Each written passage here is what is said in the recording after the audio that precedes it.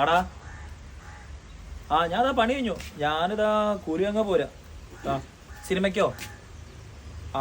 നമ്മ വന്നിട്ട് പോകാൻ നോക്കുന്ന. ഞാനതാ കൂലി വാങ്ങാൻ പോരാ, അത്ര തന്നെ ഉള്ളൂ. കഴിഞ്ഞു അതാ വരുന്നേ. ശരി. ഞാൻ വിളിക്കാം. ഞാൻ കൂലി മറ്റേ നാളെ ഞാൻ വിളിച്ചിട്ടുണ്ടായി, കാരണം മഴയല്ലേ. അല്ലേ, നോക്കട്ടെ. ഞാൻ വിളിക്കാം, രാവിലെ വിളിച്ചിട്ട് ഇറങ്ങിയത്. ശരി.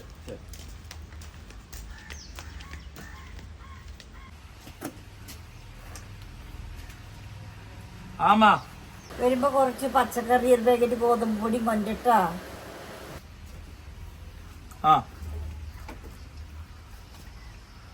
ഇവിടെ വാങ്ങിട്ട് വരാം.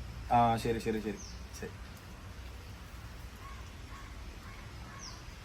ആടേ പിന്നെ മറക്കണ്ട കേട്ടോ, അപ്പുറത്ത് വീട്ടിൽ നോമിനേഷൻ പൈസ വാങ്ങി ഇന്ന് കൊടുക്കാന്ന് പറഞ്ഞാണ് ഏട്ടനൊക്കെ ഞാൻ വാങ്ങിയത്. ചേച്ചിക്ക് കുടുംബശ്രീയിൽ കൊടുക്കണ്ട, മറക്കാണ്ട് തരുന്നിരിക്കുന്നേ.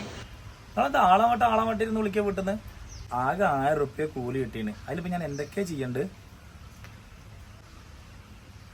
ശരി. ശരി.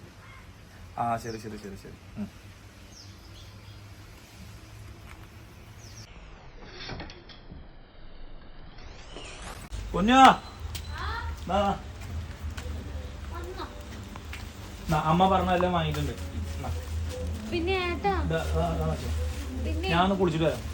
പിന്നെ കുട്ടിയുടെ വണ്ടിയുടെ പൈസ കൊടുക്കണ്ട, അത് നീ മുടക്കാൻ പറ്റില്ല, നാളെ എന്തായാലും കൊടുക്കണം.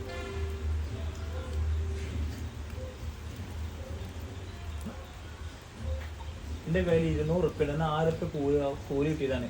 ഇത് കൊടുത്തിട്ട് ബാക്കി നാളെ കൊടുക്കാന്ന് പറയാം. ഞാനൊന്ന് കുളിച്ചിട്ട് വരാം, താഴത്തേക്കാണ്.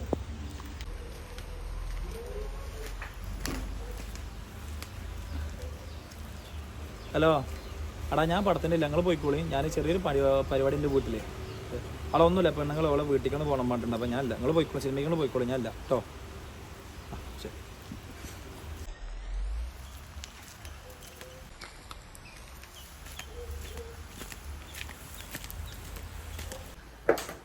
ഏട്ടാ പിന്നെ ഏട്ടാ വണ്ടിയുടെ പൈസക്കുള്ള പൈസ മാത്രം വന്നപ്പോ ഓരോ കുട്ടിയുടെ ഫീസ് അടയ്ക്കാനേ, ഫീസ് അടയ്ക്കണം. അതുപോലെ അമ്മേനെ ഡോക്ടറെ കാണിക്കണം എന്ന് പറയണ്ട. നമുക്ക് തീരെ കാലിന് വയ്യാന്നൊക്കെ. ആ പുള്ളിയോട്ട് കൂടെ ഒക്കെ നല്ല പഴുത്ത് കയറുന്നുണ്ട്. അതൊക്കെ ഒന്ന് ഡോക്ടറെ കാണിക്കണം. പിന്നെ അരി മേടിക്കണം, റേഷൻ പീടികയിൽ പോകണം. ഒരു മണി അരിയില്ല കേട്ടോ. 2 ദിവസമായി ഇപ്പോൾ എന്നോട് പറയും, ഇങ്ങനെ പറയുമ്പോൾ ഈ പണിയില്ലാത്തവർക്ക് പറയുമ്പോൾ പിന്നെ അതുപോലെ തന്നെ 10,000 മുറിയായിട്ടുള്ള കൂടിപ്പിക്കലാണ്. ശരിയാക്കാം, എല്ലാം ശരിയാക്കാം.